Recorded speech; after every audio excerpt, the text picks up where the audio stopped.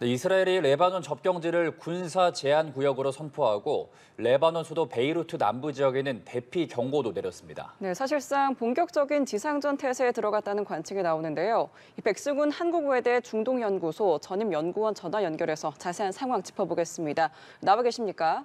네, 안녕하십니까. 네, 안녕하십니까. 밤사이 이스라엘군이 이제 지상전 움직임을 보였습니다. 조금 전 이스라엘군이 레바논 남부 헤즈볼라에 대해서 제한적, 국지적, 표적 급습했다는 속보도 들어왔고요. 이스라엘이 레바논 이제 접경지를 봉쇄하고 또 거센 포격도 가했는데 이제 지상전이 본격적으로 시작된다고 봐도 될까요?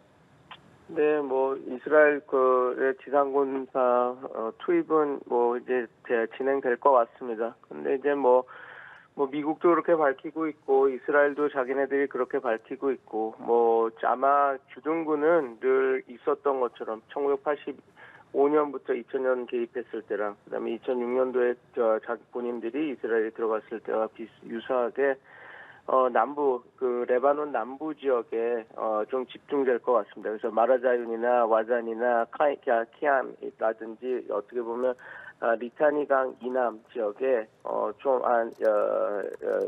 그 이스라엘 남부 북부 지역이죠. 그 북부 국경과 인접해 있는 레바논 남부 지역에 그 파견이 될 것 같습니다. 제가 우려하는 부분은 그 남부 지역이 이스라엘이 거기 그 헤즈볼라들이 이렇게 있다라고 해서 소위 말해서 PKO 평화군 UN 평화유지군이 들어가 있는 장소거든요. 그래서 그 지역에 대한 군사적전을 어떻게 펼칠 것인지 또 그런 것들이 좀 관건입니다. 왜냐하면 우리나라 부대도 가 있고 미국, 프랑스, 핀란드, 폴란드, 이탈리아, 스페인, 인도, 아일랜드까지 그 평화유지군이 들어가 있거든요. 그 예. 지역에. 예, 그게 그래서 남부 지역에 주둔이 집중될 것이라고 보이는데 그 안에서 군사작전이 되면 그 평화유지군과 어떻게 할 것이며 그 다음에 어떤 식의 군사작전이 할지가 이제 그 관건입니다. 네, 미국 백악관은 이스라엘이 제한적 작전을 하겠다고 통보해 왔다라고 밝힌 바가 있습니다. 이미 이스라엘이 헤즈볼라 수장을 살해하는 등 군사적 압박을 수위를 이미 끌어올리고 있지 않습니까? 지상군을 투입하는 건 구체적으로 어떤 목표를 얻겠다는 의도일까요? 자기네들이 이미 얘기하고 있죠. 버퍼존. 그러니까 소위 말해서 완충지를 만들겠다라는 겁니다. 그러니까 자꾸 헤즈볼라 주요 군사 주둔지가 거기 있고 민간인과 섞여 있고 그 안에서 이스라엘 쪽과 자주 왔다 갔다 하면서 PIJ라든지 팔레스타인 이슬라믹 지하드 세력입니다. 그다음에 하마스 이런 세력들이 와서 우리 이스라엘 국경 지역에 대한 북부 국경 지역에 대한 안보 위협과 테러 행위를 하고 있으니 라타니강이 쭉 레바논 동부에서 남부를 이렇게 이어지는 강이거든요. 근데 그 남부를 이는 그 리타니강 그 구역 위로 그 헤즈볼라의 영향력을 몰아내겠다. 그리고 그 남부는 완충지를 줘서 조금 이스라엘 그 안보 위협에 헤즈볼라가 더 이상 관여 안 하게 하겠다는 거죠. 그리고 그렇게 해야만 말씀드린 대로 하마스와의 하마스 괴멸이라고 하는 그 군사 목표와도 부합하기 때문에 아마 남부에 주둔한다면 남부 지역의 레바논 남부 지역을 완충지대를 만들어서 헤즈볼라의 영향력을 상당히 줄이겠다, 끊어내겠다. 그리고 그걸 바탕으로 하마스를 괴멸시키겠다. 그게 주 목표겠죠. 그렇게 해서 1985년도에 이스라엘이 그 레바논에 들어갔을 때도 2000년, 그러니까 총 15년 동안 그 남부 지역을 그런 완충지대로 만들기 위해서 주둔을 했었던 겁니다. 예. 네. 헤즈볼라 측도 이제 국경을 넘는 이스라엘군 움직임을 포착했다고 전했고 이제 계속해서 항전 의지를 강조하고 있단 말이죠. 네. 그거는 당연하죠. 왜냐면 어떻게 하겠습니까? 자기네들 수장도 죽이고 지금 보건대 거의 탑 오피셜, 그러니까 제일 최고 지도자급 지도자를 7명이나 사살했고, 예. 그다음에 이제 정한 거의 5천 명 가까운 사람들, 자기네들 국민들이 죽었고, 그다음에 이제 그 이스라엘군이 본토 지상군을 파견해서 어떻게 자기네들 자치권이 있는 영토, 우리가 국가를 얘기하면 영토 주권 국민인데 국민도 죽었고 주권도 침해됐고 영토도 이렇게 그 침해되는 상황이니까 당연히 그 항전 의지를 계속 밝혀야 되겠죠. 그 항전의 수준이나 그 어느 정도 효율적으로 이스라엘과 싸울 수 있을지는 차치하더라도 그런 항전 의지는 계속 이야기를 해야 되겠죠. 예. 네, 이스라엘이 레바논에 지상군을 투입하는 것이 말씀 주신 것처럼 지난 2006년에 34일 전쟁 이후 18년 만인데요. 그때와 지금의 전쟁 명분에는 어떤 차이가 있을까요?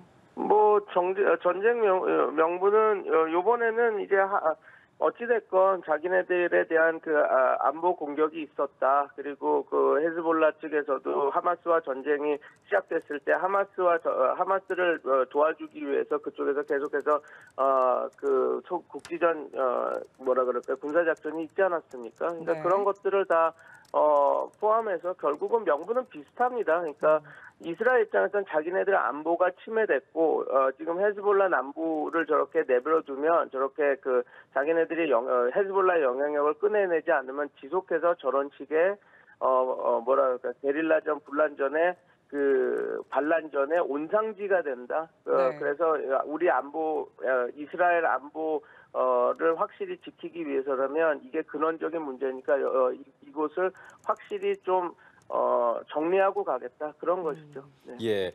아무래도 전면전으로 가면은 이제 민간인 피해가 우려되는 게 가장 큰 문제인데 2006년 당시에도 1,000명이 넘는 민간인이 숨졌습니다. 이번에도 같은 우려가 제기되고 있는데 국제사회 즉각 휴전을 촉구하고 나섰고요. 또 한편 일각에서는 바이든 행정부가 중동에 대한 통제력을 좀 상실했다. 그런 지적도 나오고 있거든요.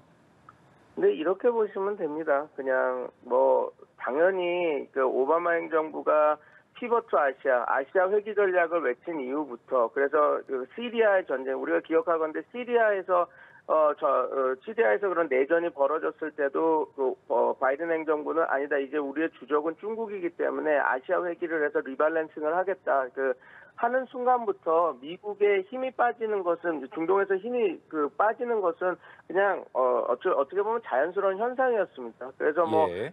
이게 꼭 바이든 행정부가 중동에 대한 통제력을 상실했다 보기에는 좀 그렇고요. 왜냐하면 왜 이렇게 레바논에 이스라엘이 공격하는데 이렇게 좀 뭐라 그럴까요? 그 미적지근하게 좀 미지근하게 이렇게 압박을 하느냐? 예. 결국은 이겁니다. 하마스와는 조금 다릅니다. 가자 지구는 이스라엘이 완전히 그 압도적인 그 세력으로서 그 민간인이 많이 피해자가 나고 물론 하마스를 잡는 작전에서 그 벌어지는 일이지만 그런 것들이 있었지만. 헤즈볼라는 미국도 테러리스트 집단이라고 자기네들이 얘기하는 그 집단이거든요. 예. 미군에 대한 테러도 많이 감행을 했고, 그래서 이것을 그냥 미국의 바이든이 통제력을 상실했다라기보다는 바이든이나 어느 미국 대통령이 와도 헤즈볼라에 대한 공격은 어느 정도 그 인정하고 가는 분위기 때문에 물론 이제 이 헤즈볼라에 대한 공격이 또 다른 확전 그다음에 대량 민간인 피해로 갈 거를 걱정하는 거지 어느 정도 헤즈볼라에 대한 공격은 그러니까 미국 입장에서도 자기네들 국익에 부합한다라고 판단하기 때문에 이렇게 어정쩡한 스탠스가 돼서 이스라엘이 좀 더 자유롭게 움직이는 것이지 이것을 그냥 미국이 힘이 빠져서 더 이상 막지를 못하는구나 이렇게 딱 보면 쉽지는 않습니다. 만약에 미국이 이 전쟁을 꼭 정말 막아야 되겠다. 이스라엘이 너무 심하게 하고 있다라고 해서 예를 들어서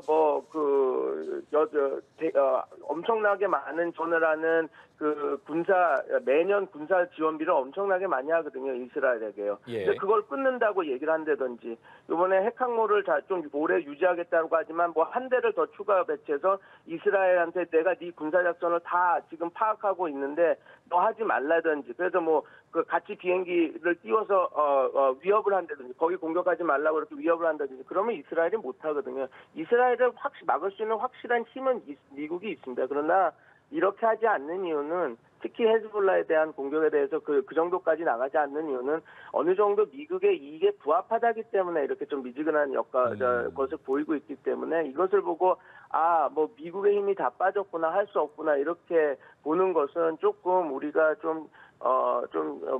지양해서 봐야 되는 관점입니다. 네. 네, 헤즈볼라 쪽 상황을 좀 살펴보면 암살된 나스랄라의 후임이자 사촌인 하심 사파에딘이 수장으로 임명이 됐습니다. 일찍부터 헤즈볼라 2인자로 인물로 알려져 있는데요. 향후 헤즈볼라 측은 어떻게 대응을 하게 될까요? 뭐 하산 나스랄라의 그 사촌이죠. 하심 사페이틴이 이제 임명이 됐다고 얘기하는데 일단은 헤즈볼라 측에서는 부인을 했습니다. 아직 정해지지 않았다라고 이야기를 했는데 모든 언론이나 이스라엘 언론이나 아랍 걸프 뉴스에서는 임명됐다고 이미 보도는 했죠. 근데 네. 그 헤즈볼라 측은 자기네들 공식 텔레그램 그 사이트 계정을 통해서 아직 임명된 것은 아니다라고 이렇게 밝히기는 했습니다. 그러나 이제 사파딘이 최고 지도자급에서 끌어갈 것은 사실이죠. 그래서 근데 이렇게 보시면 됩니다. 이란과의 결속은 더 강화될 겁니다. 사페이틴도 그 하산 나스랄라랑 같이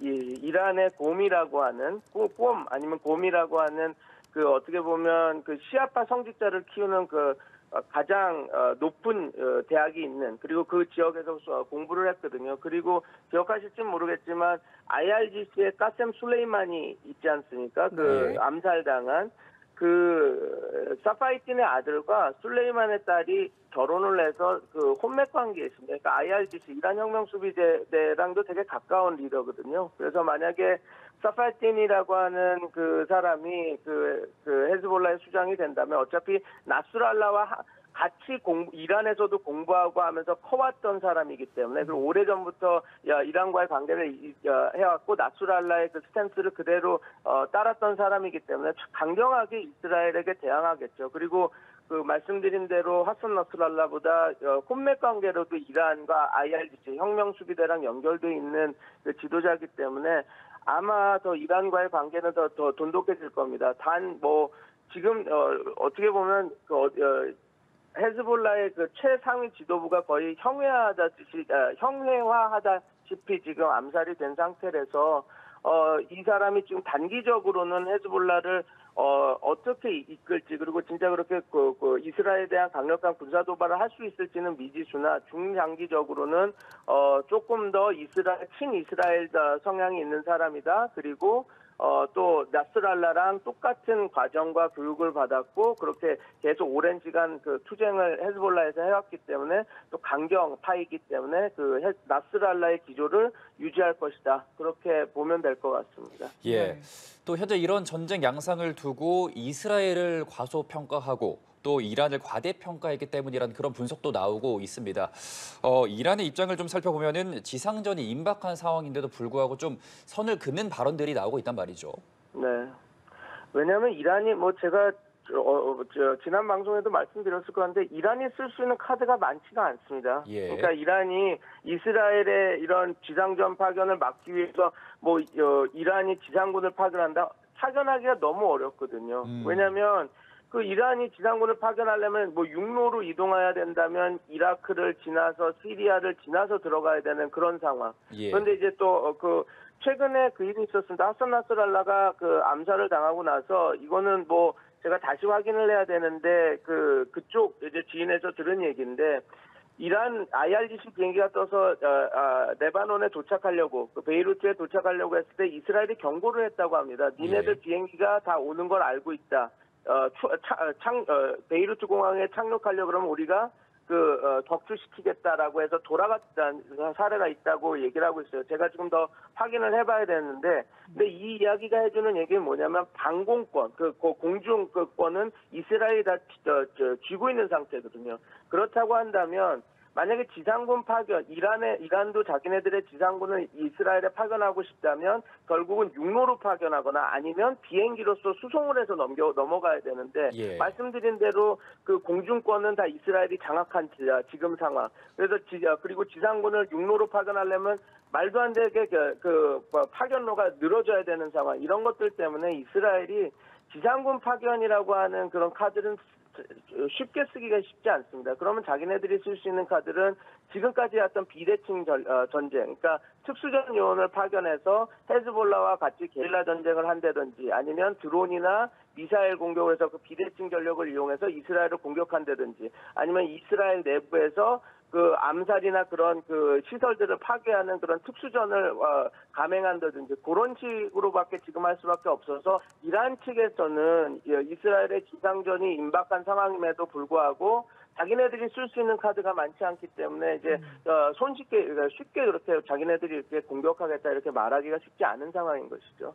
네, 지금 이스라엘은 지금 세 개의 전쟁을 치르고 있습니다. 하마스와 가자 지구에서 또 헤즈볼라와 레바논에서 거기에 더해 어제는 예멘 반군 후티의 근거지까지 폭격을 하면서 지금 3년전을 수행하고 있는데요.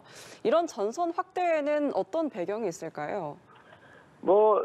이 레바논 남부에 대한 영향권을 이스라엘이 이렇게 쥐고 가겠다. 그래야지 그 하마스 괴멸이라고 하는 자기네들의 그것도 완수할 수 있다라고 하는 강한 의지가 돋보이는 것 같습니다. 이번에 헤즈볼라, 그러니까 후시를 공격한 것도 그래서 전력 발전소, 항만 지역을 공격을 했거든요. 자기네들이 계속 수익을 낼 수 있는 거. 그러니까 결국은 이런 사인인 것 같습니다. 너네들 개입하면 니네들이 필요한 인프라스트럭처, 그러니까 인프라 시설이라든지 아니면 니네들이 그래도 수익을 낼 수 있는 항만이라든지 이런 시설을 내가 파괴해서 너에게 삶을 힘들게 해주겠다, 후티야. 이런 식으로 압박을 하면서 전쟁 개입을 억제하려고 하는 것이죠. 그래서 지금 이 3년 전쟁은 이렇게 좀 다르다고 봅니다. 물론 이제 그런 공격을 통해서 또 확전이 될 수 있는 위험성은 있기 때문에 이건 당연히 리스크 초이스이긴 한데요.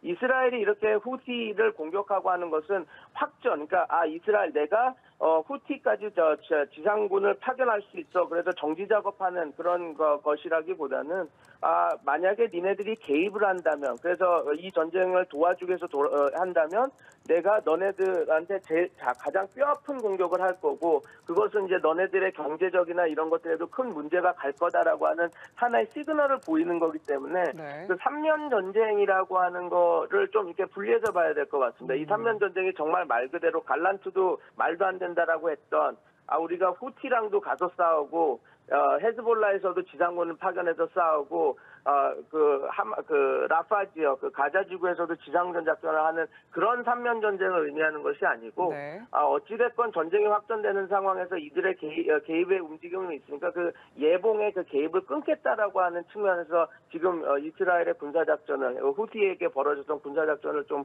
분석해야 될 것 같습니다. 예, 이렇게 전선이 확대되고 있는 상황 속에서 아랍권도 입장을 밝혔습니다. 에르도안 튀르키예 대통령은 이제 유엔이 무력을 동원해서라도 지상전 막아야 한다고 촉구했고, 아랍 연맹도 레바논에 대한 지지를 표명했습니다. 이 전쟁 여파가 어디까지 확산될지 또 우려가 되는데요. 이 전쟁 여파는 이스라엘이 어떤 군사작전을 하느냐에 따라 달려갔습니다. 진짜 말 그대로 자기네들이 계속 밝힌 대로 이것은 리미티드 워페어, 그러니까 제한적인 전쟁이 될 것이고, 우리는 그냥 남부 지역을 완충지를 만드는, 거기가 워낙 테러 그룹들이 있으니까 그래서 너희들도 PKO, 유엔에서도 평화유지군을 보낸 거 아니냐. 그래서 그 지역에 대해서 조금 한번 정리를 하겠다라고 하는 수준에서 민간인 피해를 좀 줄이는 방향으로 한다면 그게 불가능한 미션이긴 하지만요. 그런데 그렇게 한다면 이게 이 정도 선에서 유지가 되겠죠. 근데 이제 민간인 피해자가 늘어나고 그다음에 주둔군 거기 활동이 조금 더 공세적으로 가고 한다면 조금 더 이런 수위가 올라가겠죠. 이스라엘에게 달렸다고 봅니다. 이스라엘의 레바논 군사작전이 어떻게 수행되느냐에 따라서 이게 변하는 것이고요. 그다음에 이스라엘 군사작전의 수위가 올라가더라도 근데 한 가지 가슴 아픈 거는 에르도안 대통령이 세게 얘기했죠. 이러면 우리도 유엔군을 해서 거기에 레바논에 들어가야 된다 이렇게까지 얘기는 했지만 예. 그 아랍 연맹도 그렇게 얘기를 하지만 이 국제 기구들이 과연 이스라엘이 이런 목적을 갖고 이렇게 의지를 갖고 들어갔을 때 막아낼 수 있을까? 외부 변수로서 이들을 좀 자제할 수 있을까는 저는 조금 회의적으로 봅니다. 네, 여기까지 중동 지역의 제한적 지상전 상황에 대해서 이야기 들어봤습니다. 지금까지 백승훈 한국외대 중동연구소 전임 연구원과 함께했습니다. 오늘 말씀 고맙습니다. 고맙습니다. 감사합니다.